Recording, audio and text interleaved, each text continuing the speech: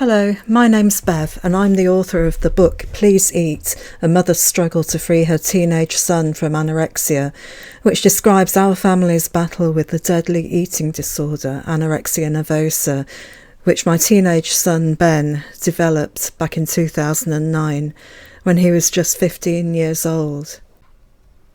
This post is from the 24th of September 2011 and it describes the way we were still having problems getting my son back into school in the final year of school, the upper sixth form. And this post is called School is Still Proving Difficult and the Insomnia is Back. The insomnia is back. The anxiety-fueled sleeplessness that wouldn't go away last year and which started the moment Ben returned to school last September. So far this term, things hadn't been too bad on that front, but now the insomnia is back, and just like last time, it's all because of school. Also, in the place of last year's and the previous year's regular texts from Ben, I've been getting emails from Ben as he sits at a school computer, filling in his time during free periods, break time, and lunch. Certainly they're by no means as distressing as the old texts used to be, but they speak volumes about how lonely he is feeling at school, how he's finding it really hard to integrate with his friends and other peers, so much so that he often gives up and heads for the computer room or somewhere in the school grounds or whatever.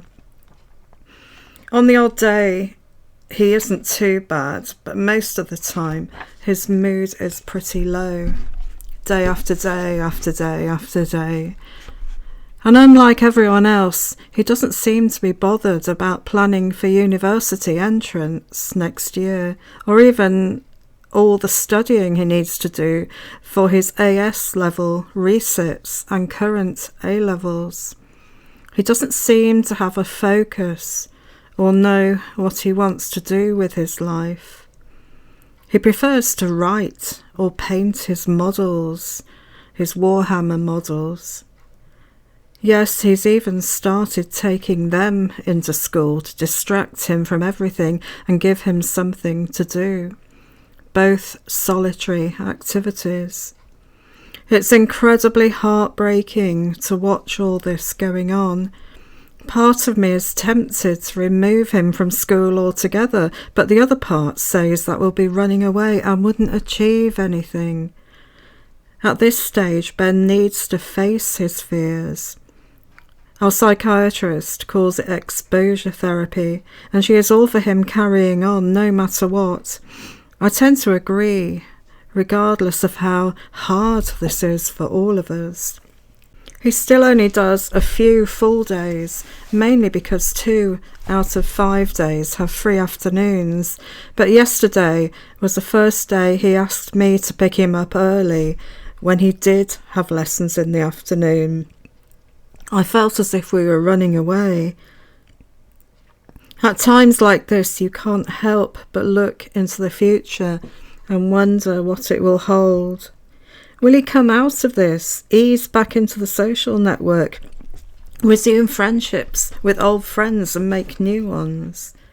Will he, like most teenagers of his age, have a jam-packed calendar of parties, discos, meals, cinema trips, hanging around, or whatever? Will he get a girlfriend and settle into a happy, normal relationship? Will he get his A-levels, go to university, and remember it as one of the best periods of his life? Or will he drop out of school and university, or never even go to university? Will he become even more solitary and lonely, his mood and depression deepening every day? Will the eating disorder kick back in with a vengeance as it lies to him about being a safe haven in which to take shelter from the world? Will he get a job or even hold down a job? Will he marry and have kids? Or will he become a recluse, still at home with us by the time he's 40 or 50, looking back at a life which the eating disorder guaranteed would be the promised land, but which turns out to be a bare, featureless wasteland. I know that this kind of gloomy thinking goes on in the heads of parents of teenagers with eating disorders. Harriet Brown talks about it in her excellent book called Brave Girl Eating. But she also talks about her utter refusal to let that happen to her child.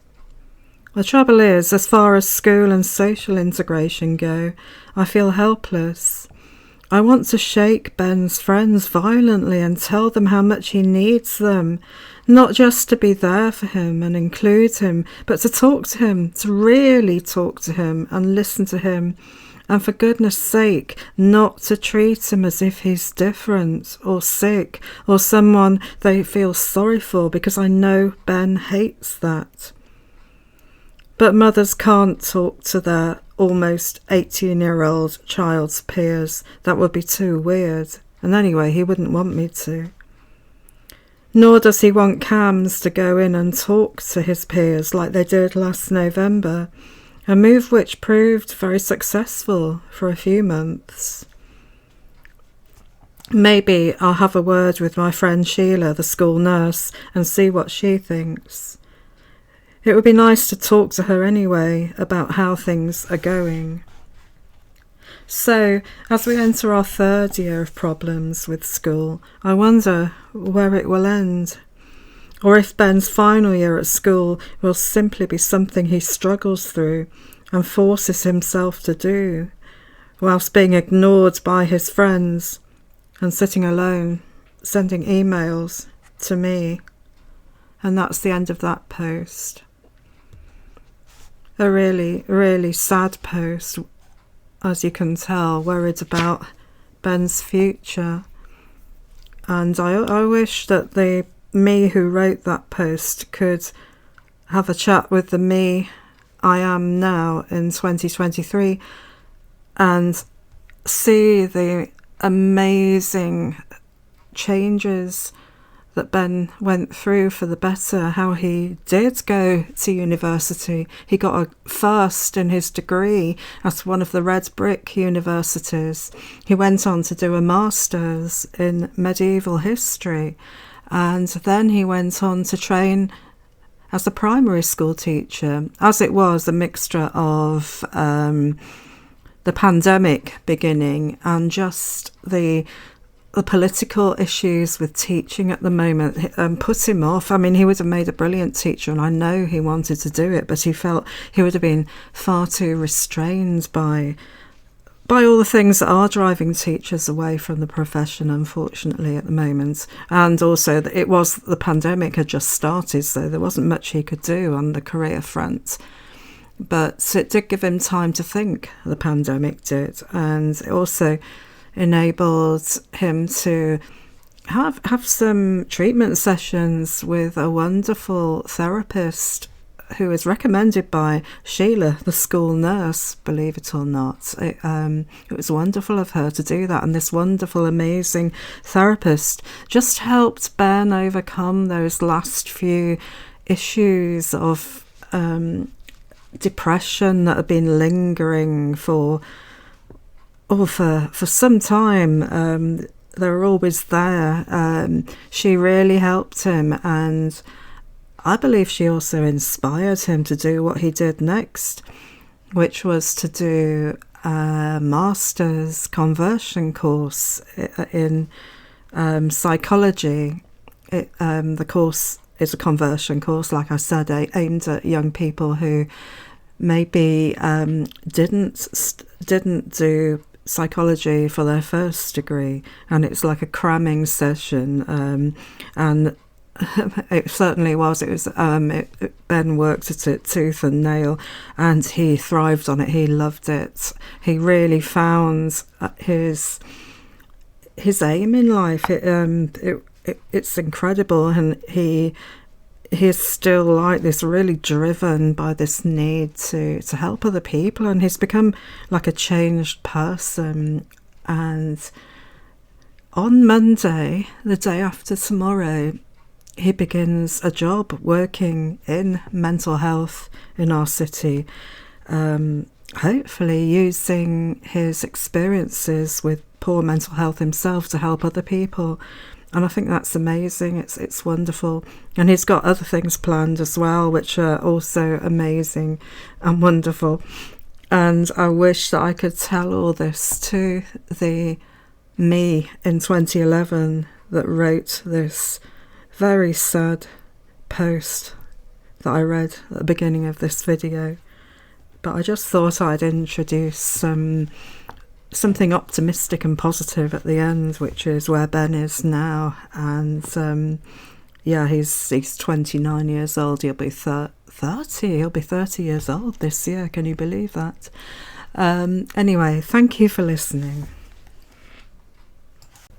You'll find a link below to my blog, and you'll also find a link to my website where you can download free PDFs of my blog, and also a link to Amazon where you can buy a copy of my book.